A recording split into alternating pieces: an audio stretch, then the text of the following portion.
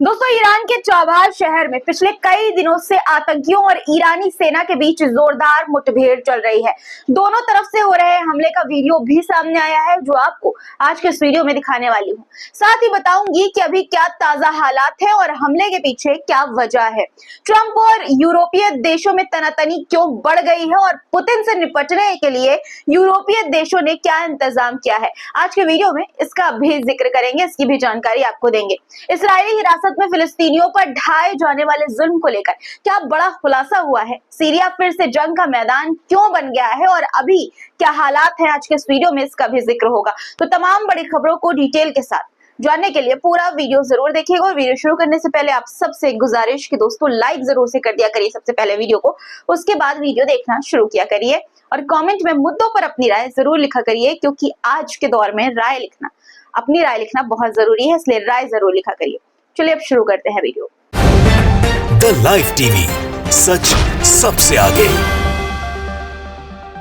आदाब दोस्तों, मेरा नाम है मिसबाह खान और आप मुझे द लाइव टीवी पर देख रहे हैं। ईरान के बंदरगाह शहर चौबार में ईरानी सेना और आतंकी संगठन जैश अल अदल के बीच पिछले 4 दिनों से लड़ाई चल रही है, जिसका वीडियो भी सामने आया है। वीडियो आपकी स्क्रीन पर है, आप देख सकते हैं।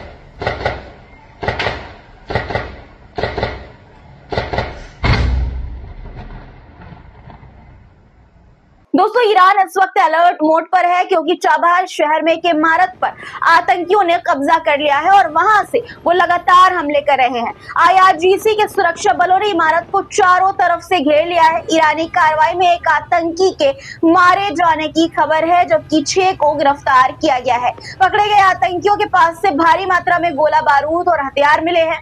हमले के दौरान का एक वीडियो भी सामने आया है, जिसमें रॉकेट प्रोपेल ग्रेनेड यानी कि आरपीजी से हमला करते हुए दिखाया गया है। वीडियो में आप देख सकते हैं, इस हमले के बाद जोरदार धमाका हुआ। दोनों तरफ से लगातार गोलीबारी हो रही है। ईरान और जैश अल अदल के बीच लड़ाई की शुरुआत 22 फरवरी को हुई थी, जब आतंकियों ने एक सरकारी इमारत को खाली कराकर उसे धमाके से उड़ा दिया। आतंकी संगठन जैश अल अदल का आरोप है कि ईरान सैन्य अभ्यास के बहाने ईरानी बलूचिस्तान इलाके में बलूच लोगों को टारगेट करता रहा है। बता दें कि जैश अल अदल एक आतंकी संगठन है, जिसका ठिकाना ईरानी बलूचिस्तान इलाके में है। 2012 में इसकी स्थापना हुई थी। ये ईरान से अलग होकर अलग बलूचिस्तान बनाना चाहता है। जैश अल अदल को पाकिस्तान के बलूचिस्तान मिलिशिया ग्रुप से भी भारी मदद मिलती है। यही वजह है कि जैश अल अदल को लेकर पाकिस्तान और ईरान में भी तनाव रहा है।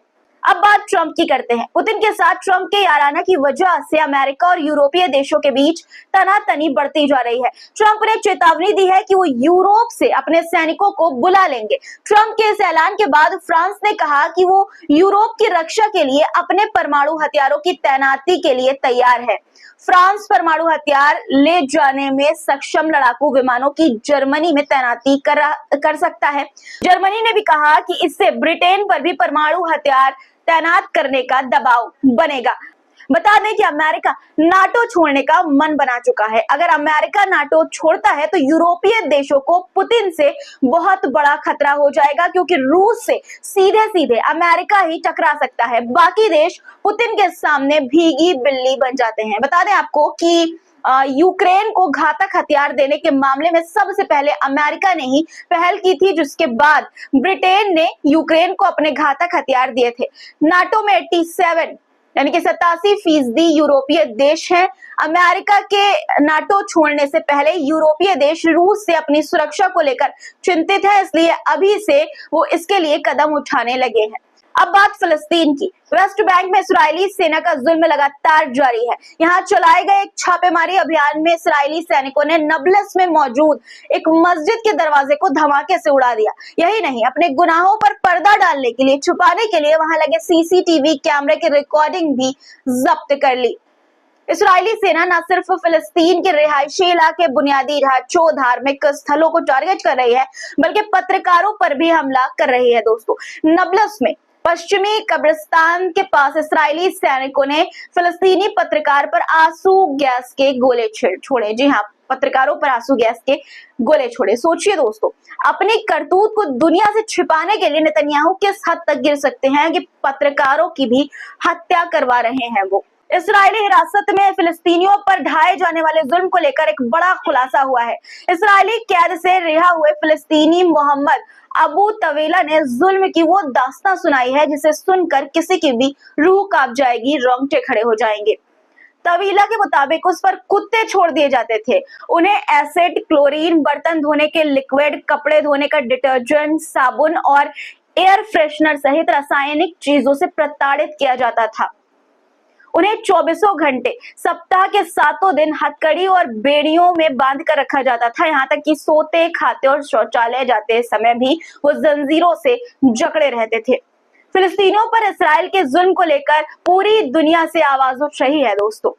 पूर्व इस्राएली शांति वार्ताकार डैनियल लेवी ने संयुक्त राष्ट्र सुरक्षा परिषद को संबोधित करते हुए ये कहा कि इस्राएल को उसके गुनाहों की सजा जरूर मिलनी चाहिए। दोस्तों, नेतन्याहू के झूठ और साजिश को लेकर भी एक बड़ा खुलासा हुआ है। एक रिपोर्ट में बेबास परिवार के 3 सदस्यों की मौत के लिए नेतन्याहू को जिम्मेदार ठहराया गया है। हमास भी लगातार ये कह रहा है कि इस्राएली हमले में ही बेबास परिवार की मौत हुई है। अब रिपोर्ट के मुताबिक हत्या के लिए हमास को जिम्मेदार ठहराकर नेतन्याहू शांति समझौते को तोड़ने की फिराक में है और फिलिस्तीनियों के खिलाफ बड़े हमले की तैयारी कर रहे हैं। वाह, नेतन्याहू की जो साजिशें हैं उससे पूरी दुनिया वाकिफ है दोस्तों, और इस तरह की नापाक हरकत करने से वो जरा भी पीछे नहीं हटेंगे।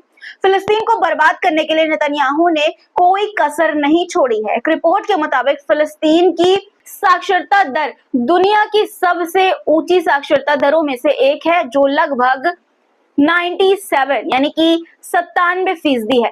गजा में 12 यूनिवर्सिटीज थी जिसने विश्व स्तर के वैज्ञानिक, डॉक्टर्स, इंजीनियर और विचारक दिए, लेकिन अब सभी यूनिवर्सिटीज तबाह हो चुकी हैं। गजा के स्कूलों को निशाना बनाने के अलावा इसराइल ने स्कॉलर, वैज्ञानिकों की हत्या भी की। रिपोर्ट के मुताबिक इस्राएली सेना ने 90 से ज्यादा यूनिवर्सिटी प्रोफेसरों, सैकड़ों शिक्षकों और हजारों छात्रों की हत्या की है। यही नहीं, एंतिडन का बंदरगाह जो 800 ईसा पूर्व का था, अब नक्शे से पूरी तरह मिट चुका है। गजा की सबसे बड़ी और सबसे पुरानी मस्जिद इस जंग की वजह से खंडहर में तब्दील हो चुकी है। गजा में 1100 यानी कि 1100 से ज्यादा मस्जिदों पर हमला किया गया है, जिनमें से 3/4 पूरी तरह से बर्बाद हो चुकी हैं, पूरी तरह से शहीद हो चुकी हैं। अब बात सीरिया की करते हैं दोस्तों। 3 महीनों के अंदर ही सीरिया एक बार फिर से जंग का मैदान बन गया है। सीरिया की राजधानी दमिश्क के पास और दक्षिणी सीरिया में इस्राएली सैनिक लड़ाकू विमानों से बड़े हमले कर रहे हैं। बता दें आपको कि नेतन्याहू ने सीरियाई सरकार को चेतावनी दी थी कि दक्षिणी सीरिया में वो एचटीएस की दखलंदाजी को कतई बर्दाश्त नहीं करेगा और ना ही किसी दूसरी ताकत को यहाँ घुसने देगा। नेतन्याहू ने कहा था कि अगर ऐसा हुआ तो इसका अंजाम अच्छा नहीं होगा। नेतन्याहू के बयान के खिलाफ दक्षिणी सीरिया में जबरदस्त विरोध हुआ था। लोगों ने मांग भी की थी कि इसराइल उनकी जगह को खाली कर दे। वहीं इस्राएली रक्षा मंत्री इसराइल कैट्ज ने कहा था कि दक्षिणी सीरिया इसराइल का इलाका है और अगर सीरियाई सेना या किसी आतंकी समूह ने यहाँ ताका झांकी की कोशिश की, अपनी नजर दिखाई, तो उसे बड़ा सबक सिखाया जाएगा। बता दें कि दक्षिणी सीरिया के बड़े हिस्से पर इसराइल का कब्जा है, वहीं उत्तरी सीरिया के बड़े हिस्से पर कुर्द मिलिशिया ग्रुप के नेतृत्व वाले एसडीएफ का कब्जा है। अब आपको एक दिल दहला देने वाला वीडियो दिखाना चाहती हूँ। पहले आप वीडियो देखिए, फिर आपको इससे जुड़ी जानकारी बताऊंगी।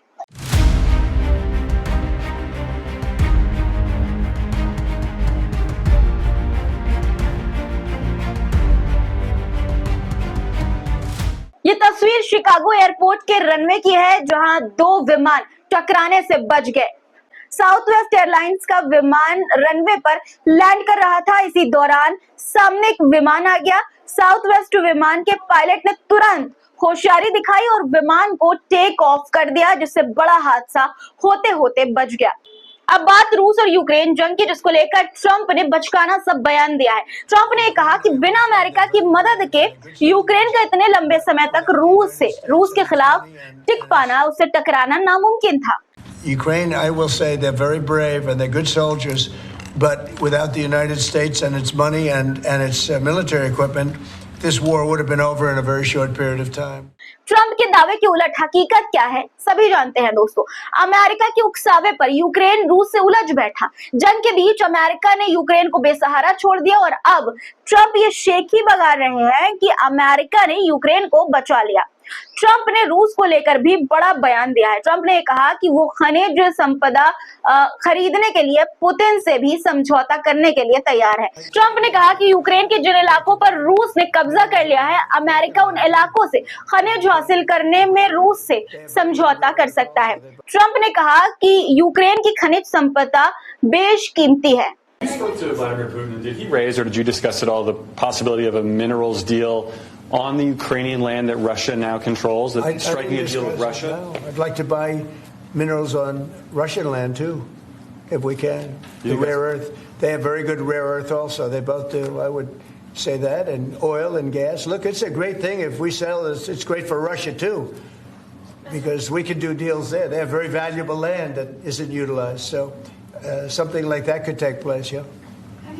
दोस्तों, अमेरिका का असली मकसद खनिज संपदा ही यूक्रेन की है और इसके लिए वो रूस के साथ भी दोस्ती करने के लिए पूरी तरह से तैयार है। जिन इलाकों पर यूक्रेन के रूस ने कब्जा किया है, वहां से खनिज प्राप्त करने के लिए उन्होंने कहा कि वो समझौता करने के लिए भी तैयार है। यानी अब जंग जो हुई रूस और यूक्रेन में, उसमें किसका हाथ था, किसकी साजिश थी, इसका अंदाजा आप इसी बात से लगा सकते हैं।